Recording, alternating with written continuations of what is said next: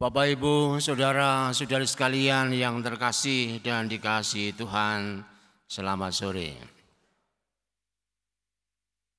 Anda masih ingat 3 keutamaan dasar dalam hidup seorang Katolik? Peserta KEP masih ingat?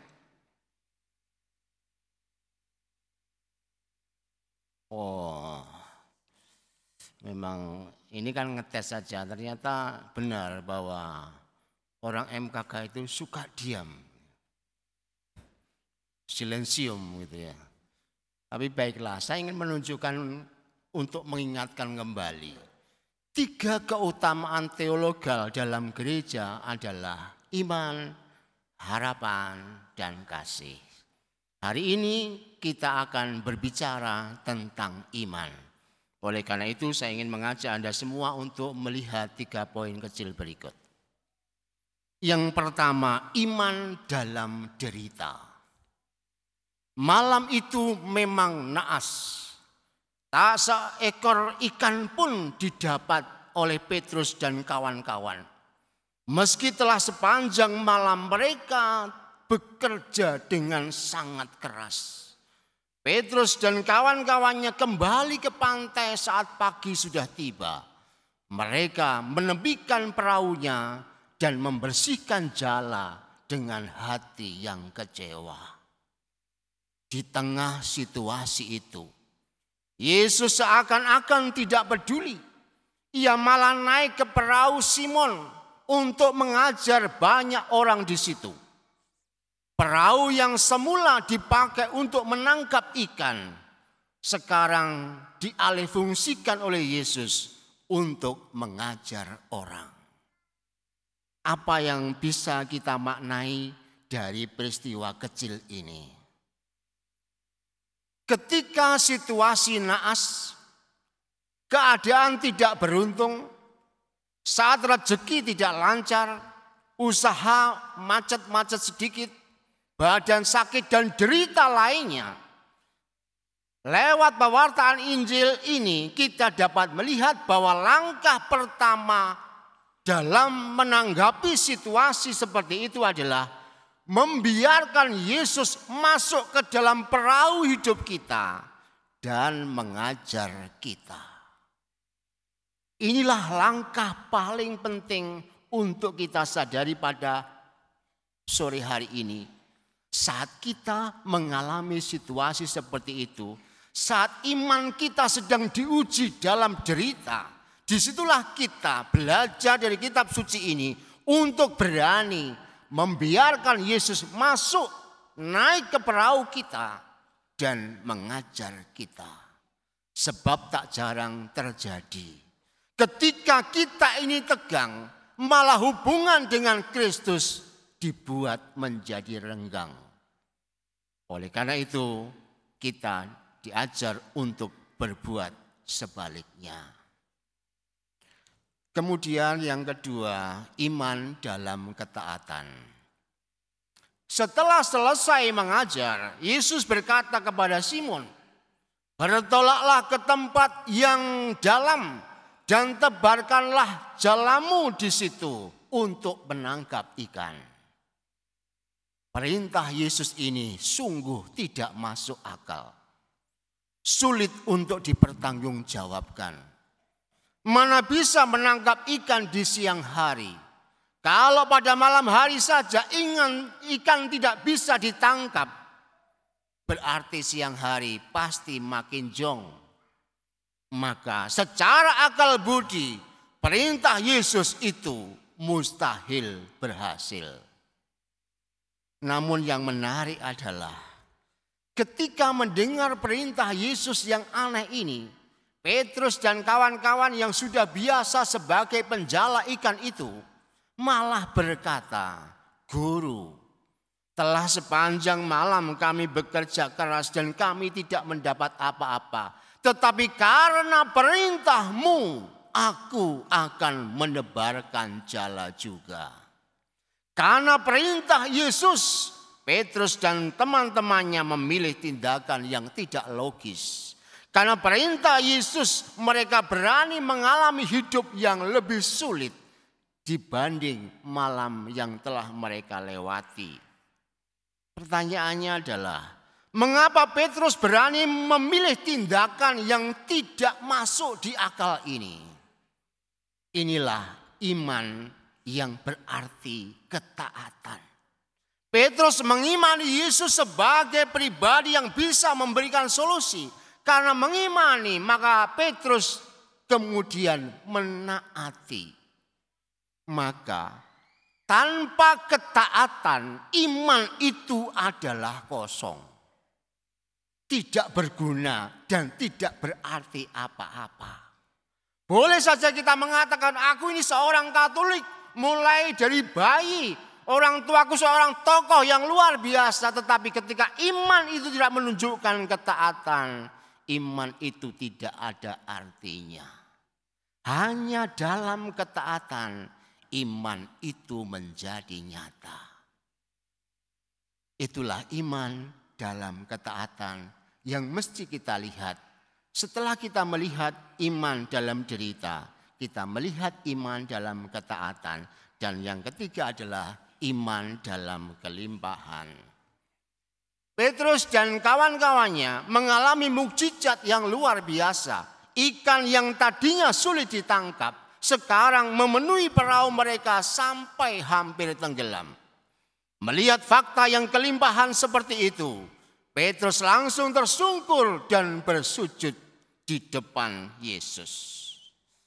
Dalam kelimpahan ikan, mereka yang semula tidak mendapat apa-apa, namun Yesus mendekati, menyapa dan melimpahkan anugerahnya. Mata dan hati mereka terbuka. Ketika di dalam sekejap Yesus mengubah kekurangan menjadi kelimpahan, Petrus sadar diri, siapakah aku ini? Sampai Yesus sebegitu mengasihi secara luar biasa. Oleh karena itu, tersungkurnya Petrus di depan Yesus mengajar kita dalam menemukan Tuhan melalui kelimpahan yang kita alami. Seringkali terjadi, karena kita ini banyak uang, kita lupa akan Tuhan. Dalam keberhasilan, kita merasa bahwa keberhasilan sukses yang kita dapatkan itu atas usaha diri sendiri tanpa campur tangan Tuhan. Ketika kita merasa pintar, menganggap diri kita paling hebat di dunia ini. Saat punya jabatan yang bagus, merasa sebagai orang yang paling dibutuhkan. Padahal semua itu adalah anugerah. Bisa jadi kita akan mengatakan, aku bersyukur atas anugerah yang aku miliki. Namun seringkali kita ini hanya terpesona pada anugerah itu sendiri. Tapi tidak terpesona pada pemberinya, yaitu Allah sendiri. Disinilah lewat Injil hari ini kita diajak belajar untuk menemukan Tuhan sang pemberi anugerah di atas anugerah yang kita dapatkan. Supaya kita semua ini tidak terkecoh oleh anugerah-anugerah yang kita miliki. Seakan-akan anugerah itulah yang paling kita kejar. Padahal bukan itu. Bahkan Yohanes dari Salib mengatakan, kalau Anda nanti mengalami pengalaman hidup rohani, Anda mendapatkan vision-vision dan seterusnya, tingkat kerohanian yang paling tinggi, semuanya itu mesti ditinggalkan sebab semuanya itu bukan Tuhan. Orang harus sampai ke titik di balik semua anugerah yang didapatkannya. Ketika orang hanya terkecoh pada anugerahnya saja, orang seperti kanak-kanak yang suka permen tetapi enggak tahu siapa yang memberinya. Dia sudah senang padahal baru permen. Orang itu bisa giginya rontok karena permen enggak tahu. Atau mungkin di zaman sekarang bisa jajan ini itu. Padahal jajan yang ini itu mengakibatkan ginjal sudah tidak berfungsi di zaman sekarang ini. Tapi orang itu senang dengan itunya. Mereka tidak bisa melihat sesuatu di balik anugerah. Lewat Injil hari ini, ketika Petrus justru meninggalkan ikan yang berlimpah beserta perahunya dan mengikuti Yesus, Itu mengajar kita semua bahwa di dalam segalanya tujuan utama kita tidak boleh goyah, yaitu bersatu dengan Tuhan sendiri. Oleh karena itu, jangan merasa paling hebat, bangga dengan anugerah yang didapatkan, punya uang tidak berseri dan seterusnya. Serinya aja enggak ada, berarti Tuhannya pasti enggak ada itu. Maka di sini kita diajak untuk belajar bahwa semuanya itu hanya anugerah. Dan anugerah itu sewaktu-waktu bisa hilang. Kalau tidak percaya, nanti ketika mati pasti semuanya enggak akan dibawa. Kalian hanya ditipu anak cucu, ketika mati hanya diberi uang-uangan palsu. Ya itu seringkali terjadi, kita ini lupa bahwa anugerah itu ya seperti itu. Maka saya mengambil suatu contoh yang amat penting dengan peristiwa yang saya hadapi. Ternyata semuanya itu mengejutkan. Ketika saya sakit itu luar biasa lah sakitnya, nggak usah saya ceritakan nanti Anda bingung ya. Pokoknya sakit banget begitu ya. Wah ini macam-macam lah. Saya kemudian diteropong sini situ, di CT scan dan sebagainya, di kontras dan lain sebagainya. Ternyata semua bersih. Dan dokter terakhir mengatakan, Romo ini mungkin karena urat Romo kejepit, nggak tahu kejepitnya di mana, lalu menarik perut sehingga melilit-lilit dan lain sebagainya. Saya hari Sabtu itu pulang, sampai di rumah ketemu Romo Ari. Gimana? Sudah sembuh? Dia bilang sambil kumisnya gerak-gerak gitu kan. Lalu saya jawab, ya belum sembuh, dokternya hanya bilang tentang itu. Sementara sakit yang lain itu ya dikasih obat, tapi sakit utamanya enggak disakit obat, enggak diberi obat. Kemudian Romo Ari bilang, ini koyo dari Jepang, gitu kan? Koyo ya, biasanya untuk sakit gigi itu loh. Tempelkan di punggungmu sembuh. Gitu. Saya ambil koyo, percaya aja lah sama Romo Ari.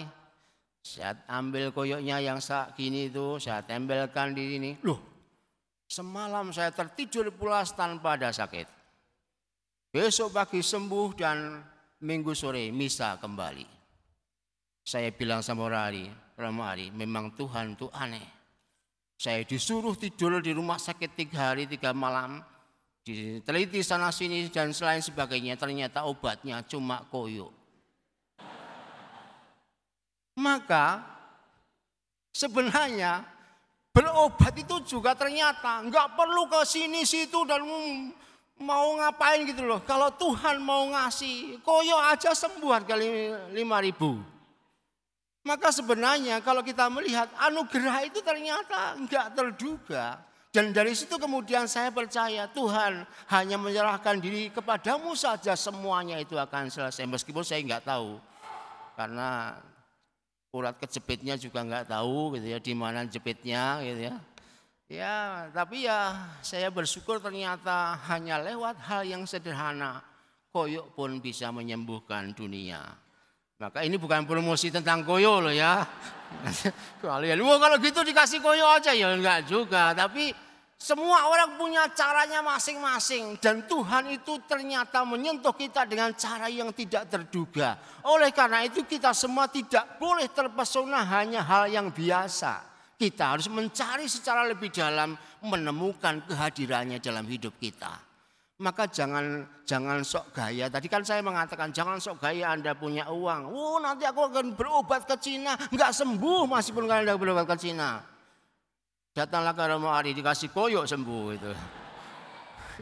Maka di sini Tuhan itu selalu membuat hidup kita dalam situasi yang secara tak terduga. Dan dengan demikian kita harus mencari hadiratnya selalu. Dan bukan mencari yang bukan Tuhan. Lewat cara ini, maka hidup kita akan semakin bahagia. Semoga Injil hari ini mengajar kita untuk menjadi orang-orang yang makin beriman, entah dalam derita, entah di dalam situasi kita ditantang untuk taat, dan terakhir bahkan di dalam kelimpahan, kita harus makin tersungkur di depan Tuhan. Tuhan memberkati kita.